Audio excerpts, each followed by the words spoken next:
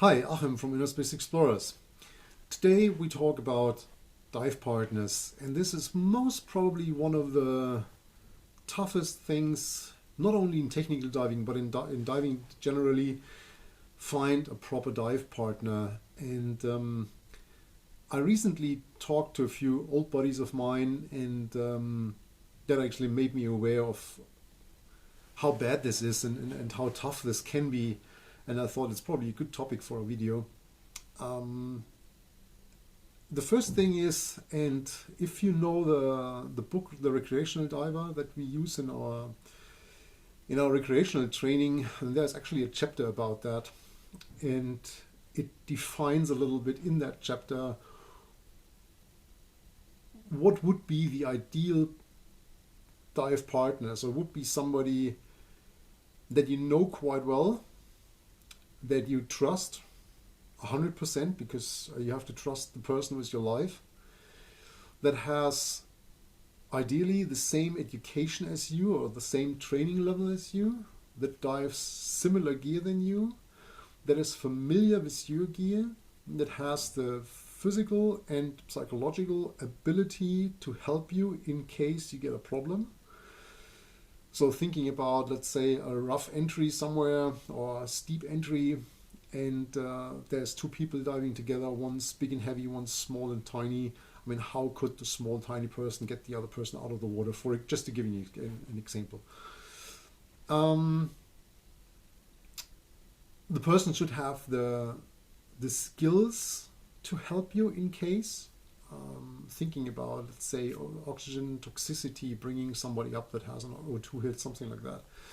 So there's quite a few things that have to come together to make somebody a proper dive partner. So if you go on a dive boat alone and the dive master says, you and you become a buddy team, well, I mean, there is a bottle of gas swimming next to you, but that's it. I mean, you can be super lucky and that can be the person, but it can be a complete douchebag that is neither willing or able to help you.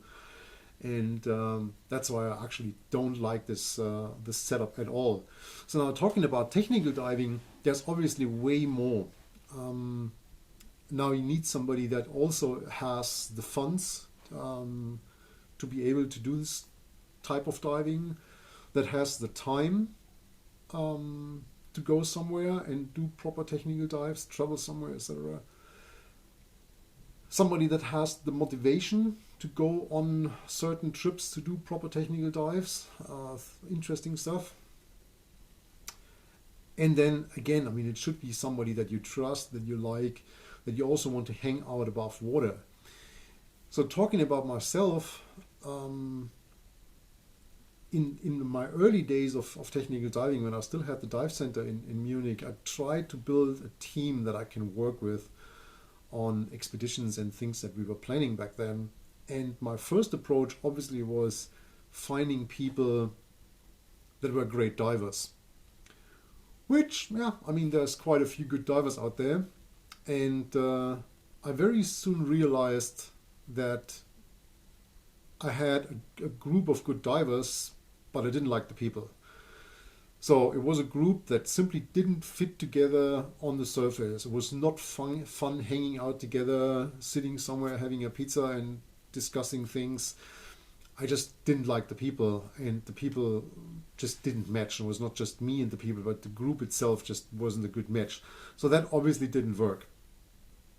So my next approach was finding people that I like and that are motivated and that I like to hang out with and make them good divers, which is possible, but it takes a long time. And then, I mean, especially bringing up somebody to a certain level can be long and cumbersome, so to speak.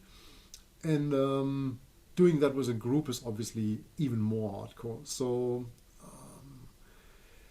yeah, I mean, the other thing is that you have people in technical diving and then they drop out. So when I look back, the people that I used to dive with 25 years ago, I think none of them's even diving anymore, not even to talk about technical diving, but they are simply gone. They change jobs, they move away, they get other interests, they get married, one of the really bad ones. get children, families, and they simply drop out of the sport. And then all the work that you put into this is basically gone, and you have to look for somebody else again. So I think I had 5 or 6 close dive buddies over the years that I did a bit more extreme dives with, and they all dropped out at some point. I think none of them is really diving anymore, which is a shame.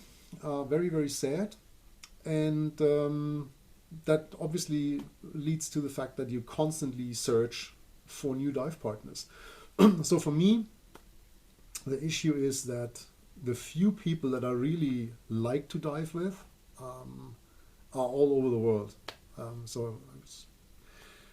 Funny enough, that's basically the BOD of InnerSpace Explorers. So one sitting in the Philippines, Alain in Belgium, and Jochen sits in Nuremberg, which is not so far away, but I mean, still too far to just like, hey, let's go for a dive. And so we rarely dive together. So that's a pity, and that's the reason why I usually end up on the water alone. I found a couple of people here. You go for a dive, but then it's not the real deal, let's say. And then on top, a lot of people don't like to dive with me, which is very obvious. I just not so long ago found an old school buddy of mine that I basically put back into diving, and we did a couple of dives together. And but it looks like a lot of people feel a lot of pressure when they're in the water with me, like they have to perform in front of me, stuff like that. And then I'm obviously not fun to hang around with a lot of people. I don't drink alcohol. I'm not the party animal, so to speak. So if I go diving, I want to go diving, and that's the thing. And I have a very strict way of doing that. And so yeah, obviously not too much fun, and not compatible to everybody. And that's why you also see me on a lot of these things being on my own, and which is not perfect, but that's the way it is. So getting back from this little excursion into my dive buddy issue, finding a proper dive partner is a real problem. And if you're lucky enough to have started with somebody, or if you have a life partner that's diving on your level and shares the same interest, then that's a lottery win. That's awesome, and you should really try to keep that and work on that. And then you're a lucky one. If you're alone, try to find a group. And obviously through the internet today, it's way easier to find people with common interests. But then, as I said, finding somebody that has the same amount of money that you need to perform these type of dives, that has the motivation and the time, obviously no family boundaries that keeps the person back, then that's very, very, very rare. So crossing my fingers for you that you have your dive partner or your group of dive partners where you can perform together and do cool stuff together. And if you have comments, ideas on that, please let me know in the comment section. If you want to discuss these things a little bit more in detail, check out our Patreon site. And I wish you a happy and healthy 2021 with a lot of cool dives, and good luck with your dive partners. See you in the next video. Bye-bye.